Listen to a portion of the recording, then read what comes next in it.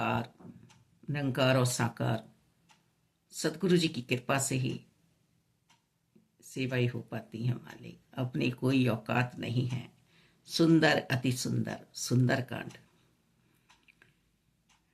हनुमान जी ने छोटे से मच्छर के समान रूप धारण किया और नर रूप धरकर लीला करने वाले भगवान श्री राम का स्मरण कर लंका की ओर चल दिए। लंका के द्वार पर पहुंचकर हनुमान जी ने लंकनी नामक एक राक्षसी को पहरे पर पाया। उसने इतने सूक्ष्म रूप में भी हनुमान जी को देख लिया। लंकनी बोली, मेरा निरादर करके तू कैसे कहाँ आगे चला जा रहा है? निरादर नकारात्मक सोच वालों को ये पता नहीं होता कि हम कितनों का निरादर कर रहे हैं, पर हमारा निरादर हो रहा है। ऐसी सोच रखने वाले मालिक निरादर ही करेंगे हमेशा, पर अपना आदर चाहते हैं।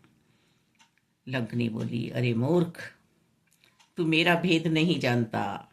चोरी छिपे यहाँ प्रवेश करने वाले सभी मेरे आहार हैं।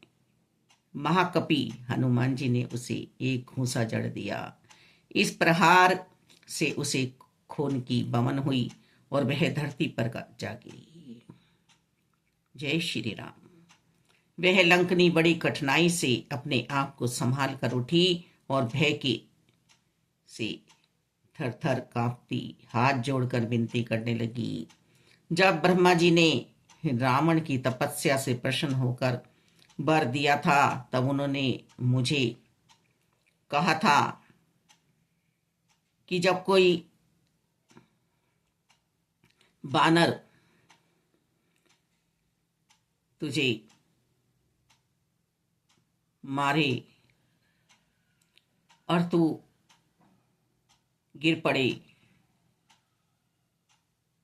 तू व्याकुल हो जाए, तब समझ लेना कि रावण का अंत आ गया है।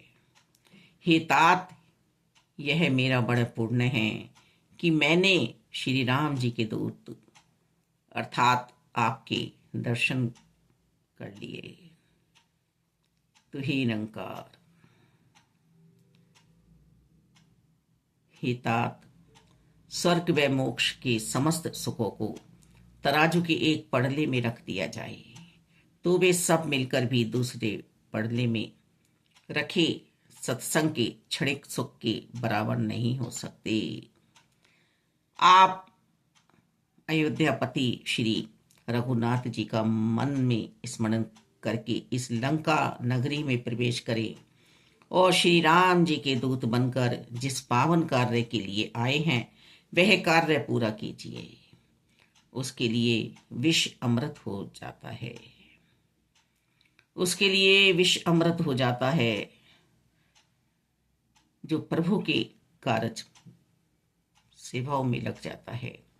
शत्रु मित्रता दिखाने लगते हैं। समुद्र गाय के खुर के समान छोटा हो जाता है और अग्नि शीतलता प्रदान करने लगती है। तो हे निरंकार मालिक दातार,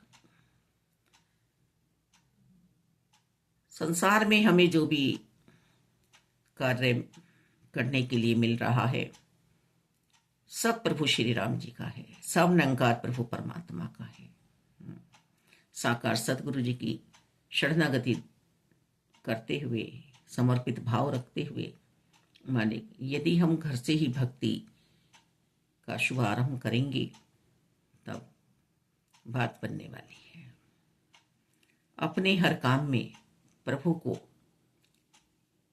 की रजा को शामिल करें।